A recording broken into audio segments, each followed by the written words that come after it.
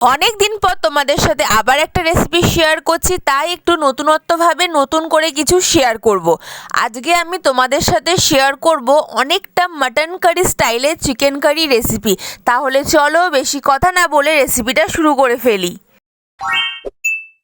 প্রথমেই এখানে আমি 1.5 কেজি মতন চিকেন নিয়েছি। চিকেনটাকে বেশ ভালো করে ধুয়ে পরিষ্কার করে নিয়েছি। চলো এবার রেসিপিটা শুরু করে নিই। প্রথমে এখানে আমি পরিমাণে দিয়ে দিয়েছিলাম নুন দেওয়ার পর এখানে আমি অনেকটা পরিমাণে ওপর থেকে দিয়ে দিয়েছিলাম হলুদ গুঁড়ো। আজকে আমি পুরো রান্নাটা কিন্তু বাটা মশলাতে বানাবো, সেই জন্য এখানে আমি দিয়েছিলাম জিরে বাটা, তারপরে ওপর থেকে দিয়েছিলাম শুকনো লঙ্কা বাটা। বাটা মশলাতে কিন্তু চিকেন রান্না খুবই টেস্টি হয় খেতে। তারপরে আমি ওপর থেকে দিয়ে দিয়েছিলাম অনেকটা পরিমাণে পেঁয়াজ কুচি। এবার সমস্ত মশলার সাথে খুব ভালোভাবে করে কিন্তু চিকেনটাকে মাখাতে হবে। তোমরা চাইলে এখানে ধনে বাটাও ইউজ করতে পারো, কিন্তু আজকে আমি ভীষণ সিম্পলভাবে বাটা মশলায় তোমাদের এই চিকেন কারি রেসিপিটা দেখাবো। মশলার সাথে কিন্তু আমি চিকেনটাকে প্রায় 10 মিনিটের মতো হাতে সময় নিয়ে মেখেছিলাম। যত মাখবে চিকেনটা কিন্তু রান্না ততটাই বেশি টেস্টি হবে। মশলা মাখানো এই চিকেনটাকে প্রায় আমি 1 ঘন্টার মতন রেস্টে রেখে দেবো। তারপরে আমি নিয়েছি কড়াতে সর্ষের তেল। তেলটা খুব ভালোভাবে গরম হয়ে এলে প্রথমেই সামান্য একটু হলুদ গুঁড়ো দিয়ে দেবো, কারণ প্রথমেই এখানে আমি আদা রসুন বাটা অ্যাড করব। আদা রসুন বাটাটা যেন না ছেটকায় সেই জন্যে আমি সামান্য একটু হলুদ গুঁড়ো অ্যাড করে দিয়েছিলাম। তেলে হলুদ গুঁড়ো দিলে আদা রসুন আর তোমাদের গায়ে পড়বে না। তারপরে আদা রসুনটাকে ভালো করে ভেজে নেওয়ার পর যেই মশলা মাখানো চিকেনগুলো ছিল সেই চিকেনগুলোকে আমি এবার অ্যাড করে দেব।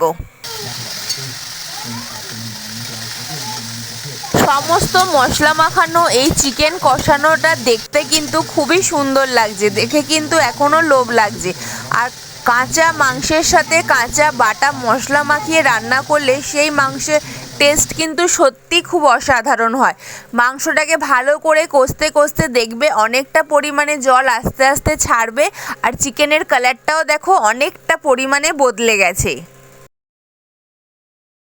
তোমাদের আমি আগেই বললাম না আজকে চিকেন কারিটা অনেকটা মাটন কারি স্টাইলে রান্না করব, সেই জন্য এখানে আমি কিছু গোটা কাঁচা রসুন অ্যাড করে দিচ্ছি।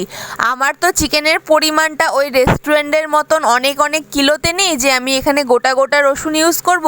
চিকেনটা কম আর ঘরেরই তো লোক খাবো, সেই জন্য এখানে সামান্য কিছু রসুনের কোয়া অ্যাড করেছিলাম। রসুনের কোয়াটা অ্যাড করে চিকেনটা তো টেস্টি হয়েছিল, কিন্তু আমার নিজেরও একটা অনেক কোয়ারি ছিল, কারণ আমি অনেক ভিডিওতে দেখেছি রসুনের কোয়া অ্যাড করলে অনেকে অনেক কথা বলে নাকি অনেক টেস্টি হয়ে যায় চিকেন মাটন খেতে। সেই জন্যে আমি দেখতে চাইলাম আদেও ওনারা যত বলে যে একদম স্বাদ দুর্দান্ত লেভেলে চলে গেছে তেমনই থাকে নাকি নর্মাল। তো আমি তো রসুন দিয়ে খেয়েছিলাম, আমার নর্মালি লেগেছিল, বেশি আহামরি কিছু লাগেনি। তারপরে দেখো ওপর থেকে আমি 4-5টা কাঁচা লঙ্কা অ্যাড করে দিয়েছিলাম, আর ওপর থেকে দিয়ে দিয়েছিলাম টক দই। এবার সমস্ত মশলাগুলোকে খুব ভালো করে কষাবো যতক্ষণ কিনা তেল ছাড়ে। আর দেখো এখনও পর্যন্ত কিন্তু আমি কোনো জল অ্যাড করিনি, তাও কতটা পরিমাণে চিকেন থেকে জল বেরিয়েছে। এখনও পর্যন্ত আমি যত রকমভাবে চিকেন রেসিপিটা ট্রাই করেছি আপাতত সবথেকে বেশি বেস্ট কিন্তু এই রান্নাটাই হয়েছিল। তারপরে আমি ওপর থেকে অ্যাড করে দিয়েছিলাম আগে থেকে আমি নুন আর হলুদ দিয়ে আলু ভেজে রেখেছিলাম, সেই আলু ভাজাগুলো অ্যাড করে নিয়েছি। এবার চিকেনের সাথে আলুগুলোকেও বেশ ভালো করে কষিয়ে নেবো। আর দেখো এখনও পর্যন্ত কিন্তু আমি চিকেনে কোনো জল অ্যাড করিনি, তাও কি সুন্দর জল অটোমেটিক বেরিয়ে যাচ্ছে। এতেই কিন্তু পুরো চিকেনটা আমার ভালো করে কষানো আর সিদ্ধ কিন্তু খুবই সুন্দর হয়েছিল।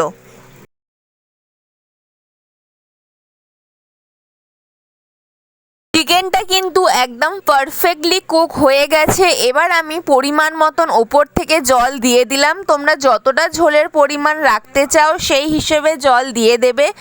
তারপরে যখন দেখবে ঝোলটা একদম টকবক করে ফুটছে তখনই বুঝে যাবে আজকের একেবারে ইউনিকভাবে মাটন কারি স্টাইলে চিকেন কারি আমাদের রেডি হয়ে গেছে। আর দেখো দেখতে কিন্তু অনেকটাই টেস্টি লাগছে, তোমরা দেখে বুঝতেই পারছো যে রেসিপিটা কেমন হয়েছে। তারপরে আমি চিকেনটাকে নামিয়ে নিয়েছি, ওপর থেকে দিয়েছিলাম পরিমাণে একটু বেশি ধনেপাতা কুচি। এবার চিকেনগুলোকে ভালো করে ধনেপাতার সাথে মিশিয়ে নিলাম। ব্যাস রেডি হয়ে গেল আজকে আমার একদম ইউনিক স্টাইলের চিকেন কারি রেসিপি। তাহলে চলো আজকের রেসিপিটা তোমাদের কেমন লাগলো আমাকে অবশ্যই জানিও। ভালো লাগলে অবশ্যই লাইক কমেন্ট আর সাবস্ক্রাইব করে দিও। তোমাদের লাইক কমেন্ট আমাকে উৎসাহ করে প্রত্যেকদিন নতুন নতুন রেসিপি তোমাদের সাথে শেয়ার করতে।